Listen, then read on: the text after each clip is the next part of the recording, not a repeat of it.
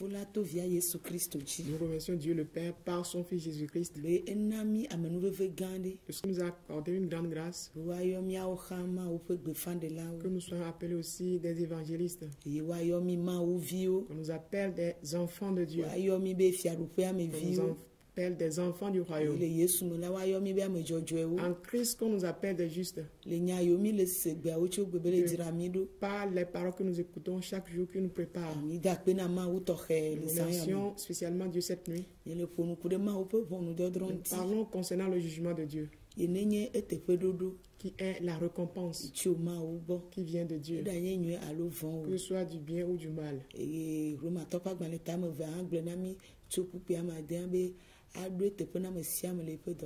Et Romains 2 à partir du verset 6 dit qu'il va récompenser chacun selon son œuvre.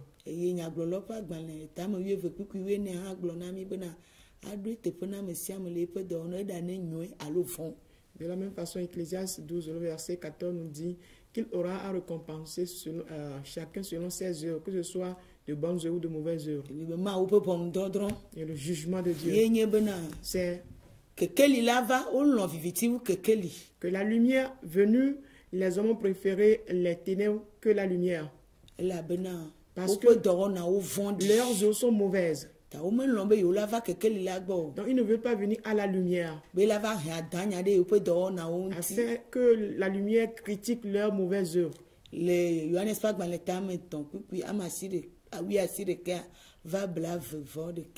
Dans Jean 3, le verset 19 à 21.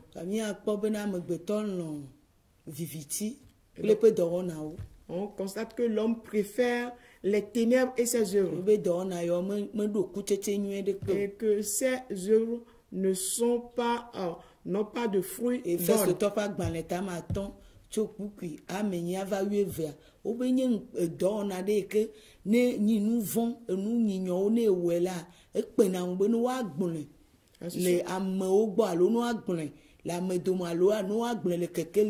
Ce sont des œuvres infructueuses dont Éphésiens 5, le verset 8 à 9 nous dit que en les pratiquant ces mauvaises œuvres qui sont pratiquées dans le secret, on ne veut pas que ces œuvres-là viennent à la lumière. Pourquoi? Parce que les hommes vont détecter que ces œuvres-là sont mauvaises. Et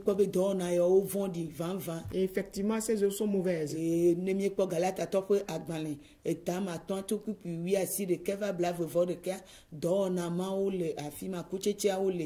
Et là, dans Galates 5, le verset 19 à 21, là, on pourra remarquer ces mauvais fruits. Et que ces œuvres-là sont aussi mauvaises dans les derniers jours. On remarque des meurtres, des ivrogneries, toutes ces choses sont remarquées. Le mensonge, le vol, toutes ces choses sont remarquées. Ce qui fait que le jugement que Dieu adresse à toute la terre, ce qui va commencer de sa maison. Là, on se rassemble. Prêcher la parole de Dieu. On l'appelle la maison de Dieu. Et il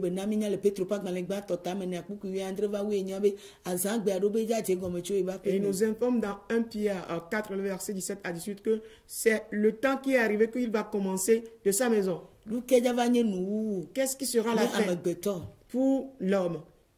Et ceux qui désobéissent à la parole de Dieu, qu'en serait-il pour eux? Si à peine le juste sera sauvé, qu'en serait-il pour les impies et les gens qui ne craignent pas Dieu? Et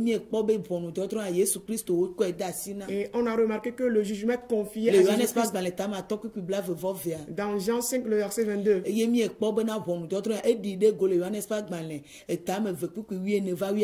on a remarqué qu'il a manifesté ce jugement dans Jean 2, le verset 14 à 16. Ceux qui ont fait de différents étalages, faire la parole de Dieu un sujet de cupidité, de gain, d'argent, en détruisant ainsi les âmes, les troublant, les empêchant de rentrer dans le royaume. Il est rentré dans le temple. Il les a chassés de là. Il les a frappés avec son fouet. Et on a remarqué que cette parole déjà dite porte son effet jusqu'à présent.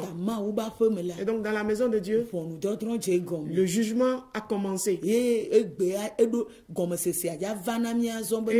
dans nos jours, nous aurons la compréhension que quand je rentre dans une maison de Dieu, physiquement parlant, je me suis assis et spirituellement, je ne sais pas la raison pour laquelle je me retrouve là-bas, ce qui fera que je subis là le jugement. Parce que Dieu, il est esprit. Et donc avec cet esprit, il juge en 7 jours. Par son esprit, il juge en 7 jours. Donc le temps est arrivé que nous comprenions les paroles de Dieu. Et si nous sommes dans son juste jugement, on se rendra compte. Mais c'est le jugement qui doit nous mener dans l'enfer. Alors, on doit le remarquer également.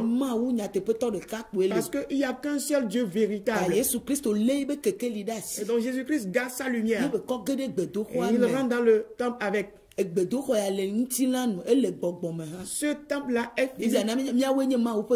Et il est aussi spirituel. La Bible nous informe que nous sommes le temple de Dieu.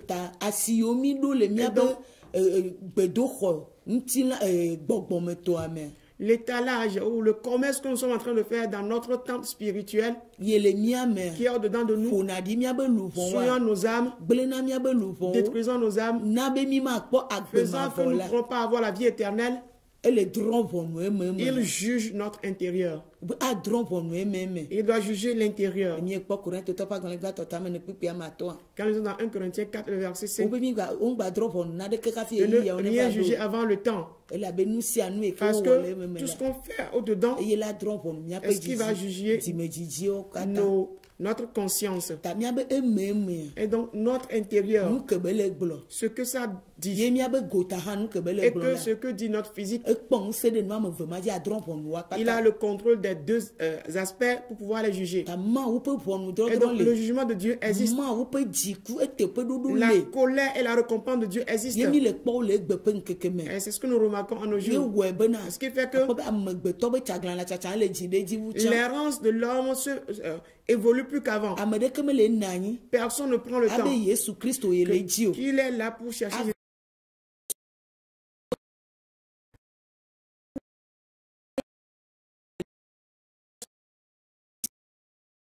Ce qui fait que nous évoluons dans le jugement. Nous ne voulons pas venir à la lumière. Rejeter, nous avons haï la lumière. Parce que les yeux qui sont cachés au-dedans de nous, les mauvais œufs qui sont dedans de nous, les mauvais fruits qui font honte.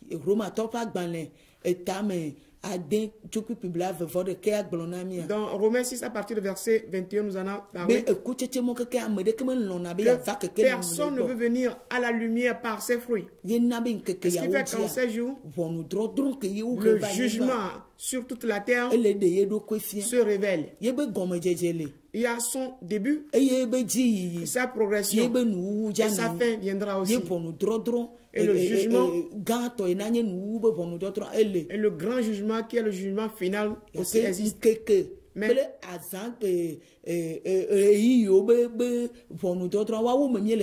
Mais pour le moment, nous évoluons dans les jugements journaliers ou des jugements temporels. Et ces jugements sont affectés. Si on lit dans Genèse 7,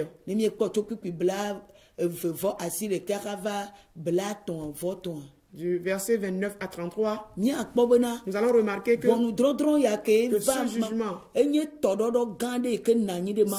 le déluge, le grand déluge qui siège dans la maison de Dieu. Un grand déluge siège dans la maison de Dieu. Dans Genèse 7, du verset 17 à 23, on pourra remarquer que pendant 40 jours, le déluge évoluait Au moment où les hommes rejetant Jésus-Christ, la vérité et la lumière, des paroles de déluge, les gens écoutant cela, ça ne fait qu'évoluer, ça ne fait que se multiplier.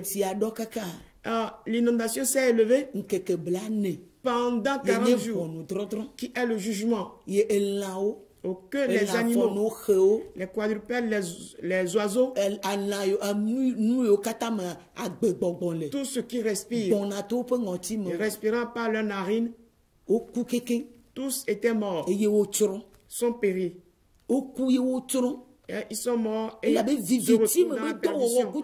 Parce que les œuvres des ténèbres ne sont que quoi? La mort. Ils ont péri.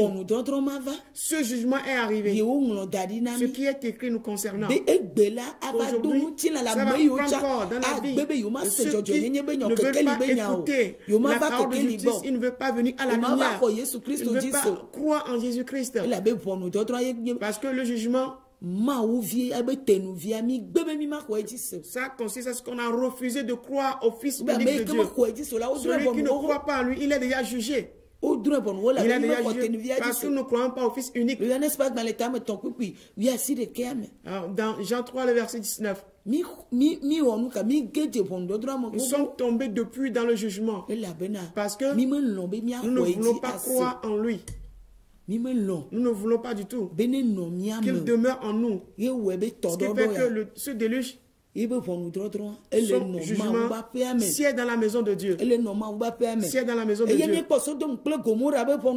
On a constaté le jugement du Sodome et Gomorrhe.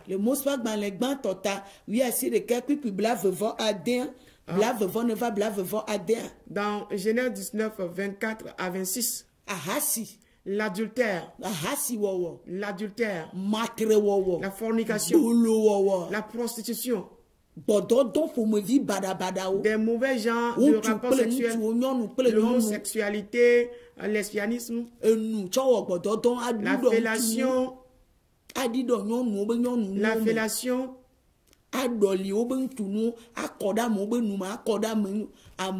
verser les spermes dans la bouche des gens, la pornographie, toutes ces choses sont des abominations devant Dieu.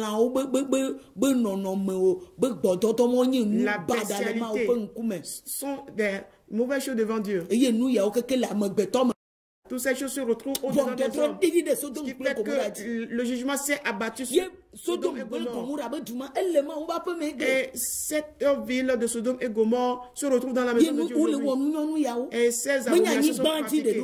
Non seulement sur la terre, mais ça se cache dans la maison de Dieu aussi. Et ces choses sont pratiquées. Et le jugement donc doit s'abattre. Ça s'est abattu. Et le feu a consumé la ville. La femme de Lot a tenté, a joué de regarder derrière. Elle est devenue une statue de sel. Le jugement de Dieu, ce n'est pas de l'amusement. Si le pardon est donné à Jésus-Christ, que l'amour est donné à Jésus-Christ, la guérison est donnée à Jésus-Christ, la liberté lui est confiée, on lui a confié également le jugement. Afin de juger. Son amour plutôt est grand. De la même façon, son jugement est grand. De la façon, il est patient envers l'homme. De la même façon, où il pardonne, c'est de cette façon que son jugement sera aussi percutant. Parce que quand nous dans 2 Pierre 2 à partir du verset 4, l'ange de Dieu envoie sur cette terre. Ils sont tombés dans l'adultère, dans le malheur. Dieu n'a pas eu pitié d'eux. Des anges qui sont tombés dans le péché, qui n'ont pas eu crainte de Dieu. Dieu n'a pas eu pitié d'eux. Il les a liés par des chaînes pour l'enfer, pour les jeter dans la géhenne. De la même façon, il a détruit Sodome et Gomorrhe. Il a détruit le monde. Le monde alors par le déluge. De la même façon, ce jugement évolue. La parole de Dieu ne change point. La parole de Dieu demeure telle qu'elle est. La parole de Dieu ne suit pas la civilisation des hommes. Elle, autre ne change point. Ce sont des hommes qui changent. Qu'ils chantent des choses avec la parole de Dieu. Ils voient des images et changer la parole de Dieu avec. Qu'ils ont de la sagesse des pays pour changer la parole de Dieu. Or, la parole de Dieu, lui, s'il est considéré comme insensé dans sa parole, il demeure aujourd'hui et dans l'avenir. C'est lui qui est le Dieu de par le passé. C'est le Dieu du présent. C'est le Dieu qui va encore venir. Donc il ne change point. C'est pourquoi le jugement,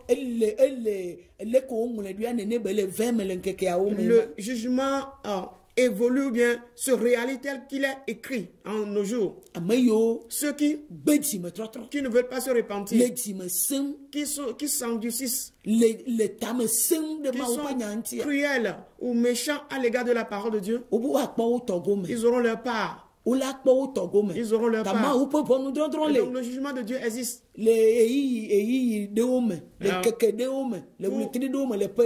Certains jours, ou temporellement, ou dans certains mois, ou pendant quelques années.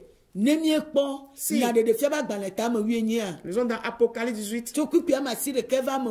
Du verset 9 à 10.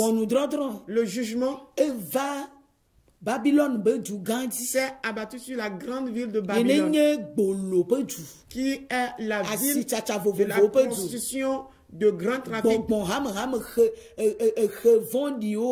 C'est le lieu des oiseaux odieux, de la sorcellerie, de la sirène, du serpent. La rencontre ou bien le lieu de réunion des grands princes des ténèbres à chercher à occuper des hauts niveaux en érigeant des lois, des grandes lois.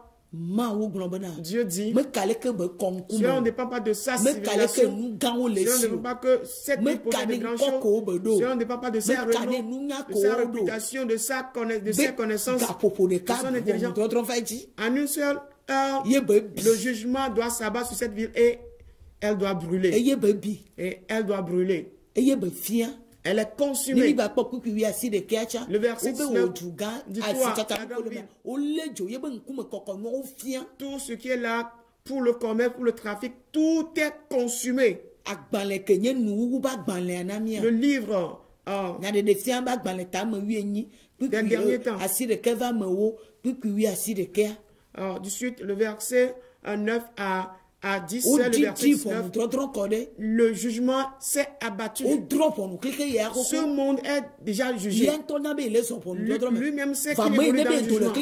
Mais celui qui sort du monde pour venir à Dieu, et il rentre auprès de Dieu avec le jugement. Il faut qu'il sache que quoi? Le jugement l'attend là-bas. Le jugement l'attend là-bas. Dieu doit juger les mauvaises choses. Les mauvaises conduites doivent les juger. Des mauvaises conduites, il doit les juger. Il doit récompenser. Il doit récompenser. Et donc le jugement existe. Tout ce que nous faisons, Dieu nous laisse le temps parce qu'il sait que le jugement arrive. Il sait qu'il a envoyé sa parole. Il a envoyé ses enseignements.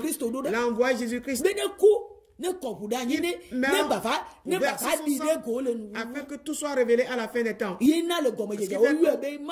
commencement, on l'appelle l'agneau de Dieu. À la fin, il est appelé le lion de la tribu de Juda. C'est avec cela qu'il juge. En état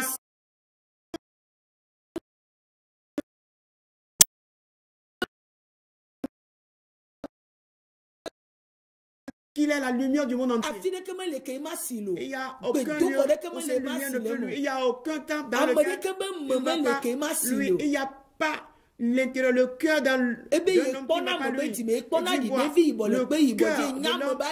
Et il voit même une fourmi noire sur une pierre noire. Il connaît les reins de l'homme. C'est lui qui les sonde. Celui-là qui détient la puissance du jugement, c'est lui qui sonde. Donc, tout ce qui est mauvais, mais que l'homme pratique, le jugement nous attend. Nous verrons le jugement sur cette terre. Après notre départ et après la mort, nous aurons quoi? Le jugement aussi. Qui est le jugement final que tout le monde doit subir. Que nous pourrons lire dans Actes 10, verset 42. Et les vivants et les morts seront jugés. Ça, c'est le jugement final. Mais quand nous sommes vivants ici, que nous pratiquons la parole de Dieu, il y a son jugement dans lequel nous allons évoluer. Est-ce que nous remarquons dans ce monde aujourd'hui? Et les choses sont troublées. Rien n'est plus convenable. Rien ne répond à son nom. Tout devient informe comme au commencement. Rien n'est convenable. On va dire, mais ceci va bien. Et donc le jugement de Dieu s'est abattu. Et ceux qui ont abandonner ou rejeter la parole de Dieu. Si c'est le cas dans la maison de Dieu, et il s'est abattu pour juger, il est descendu pour juger. Et jusqu'à ce jour, ceux qui rejettent la parole de Dieu. 2 Thessaloniciens 1, verset 7 à 9 a dit quelque chose. Pour ceux qui sont impie ou qui ne veut pas craindre la parole de Dieu.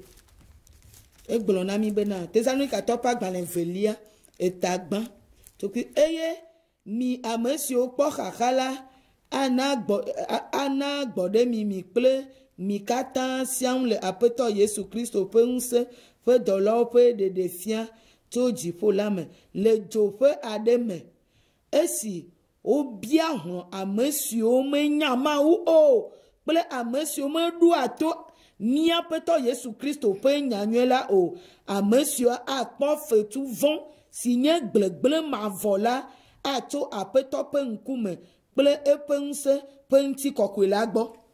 Il nous dit, nous sommes dans 2 Thessaloniciens 1, le verset 7, en allant nous dit, et de vous donner, à vous qui êtes affligés, du repos avec nous, lorsque le Seigneur Jésus-Christ apparaîtra du ciel avec les anges de sa puissance et au milieu d'une flamme de feu pour punir ceux qui ne connaissent pas Dieu et ceux qui n'obéissent pas à l'évangile de notre Seigneur Jésus-Christ. Ils auront pour châtiment une ruine éternelle, loin de la face du Seigneur et de la gloire de sa force. Amen.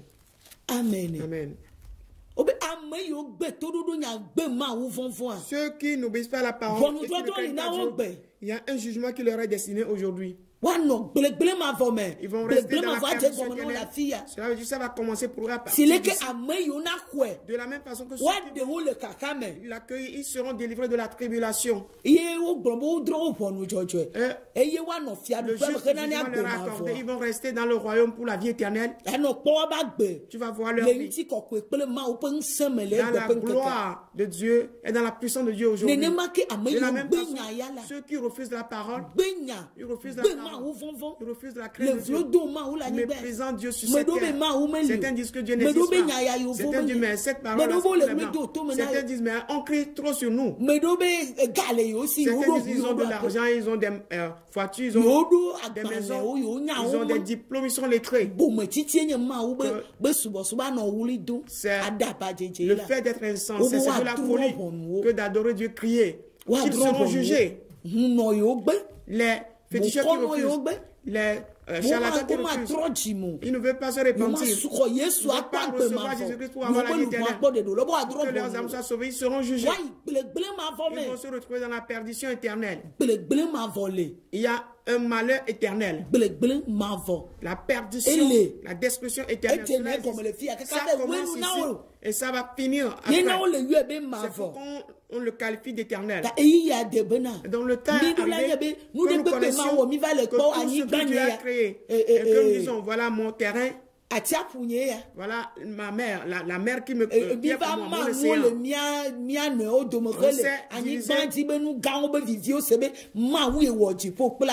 On s'est divisé les biens de la terre.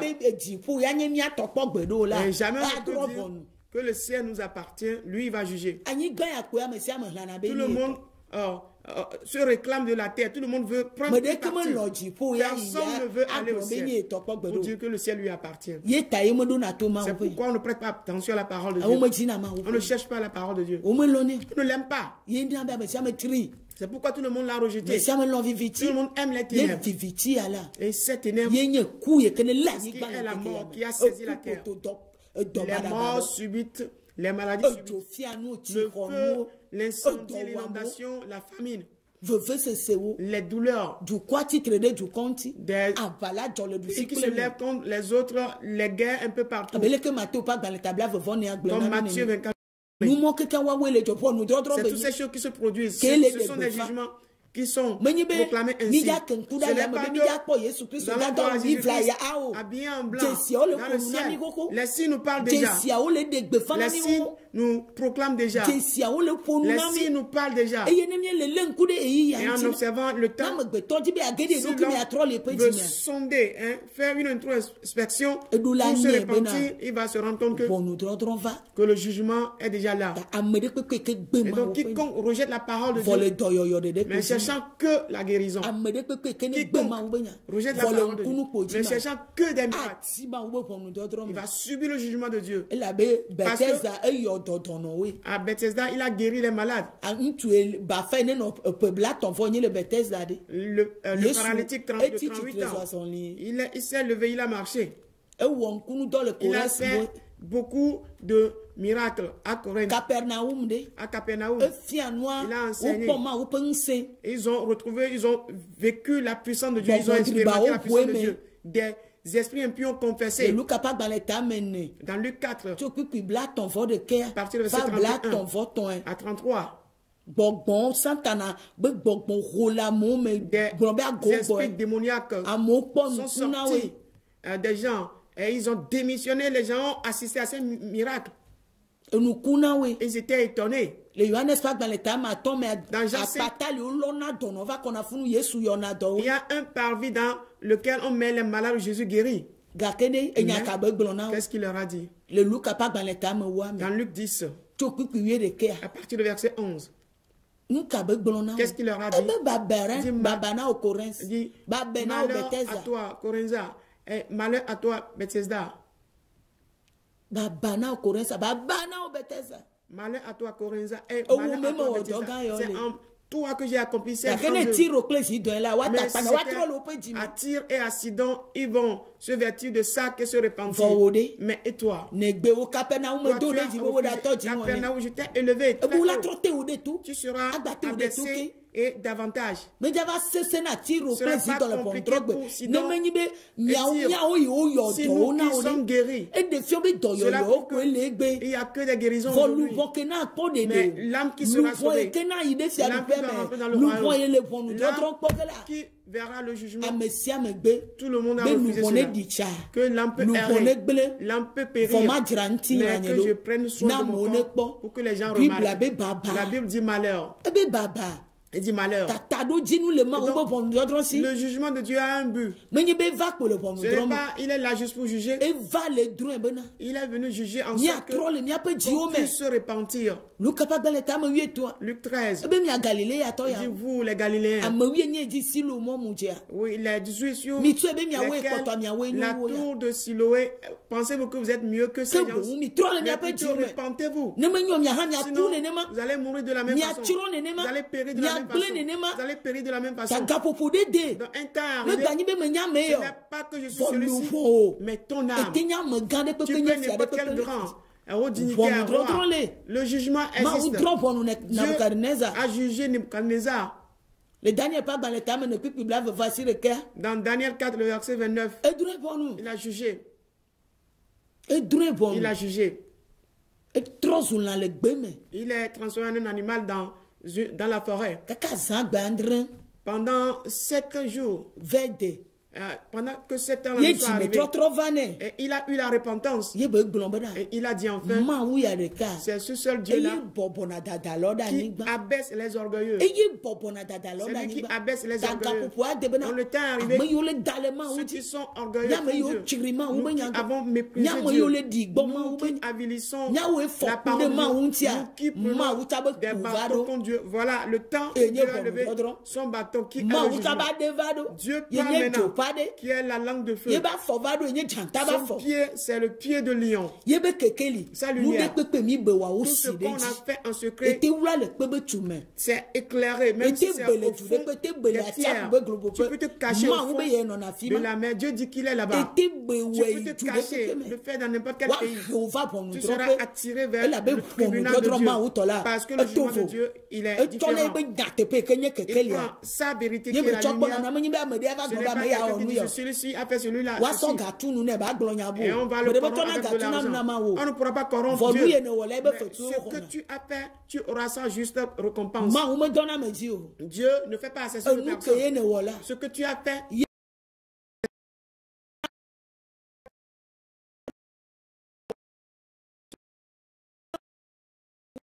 tu as rassemblé la colère, cette colère doit s'abattre sur toi. Si tu as amassé la colère de Dieu, elle va s'abattre sur toi. Romains 2,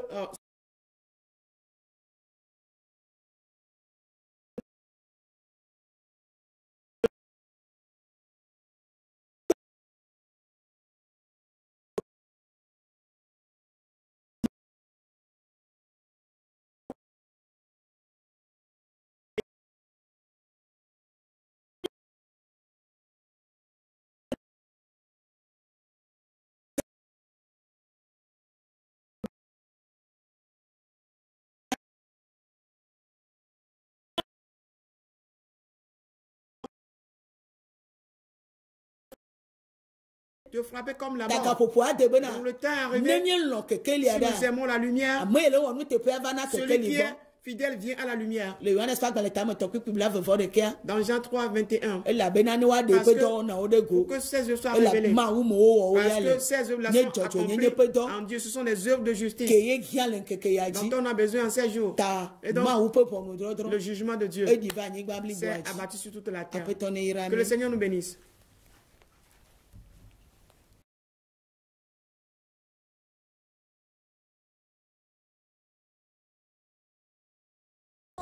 Je suis blottie dans tes bras. Garde-moi près de toi pour l'éternité.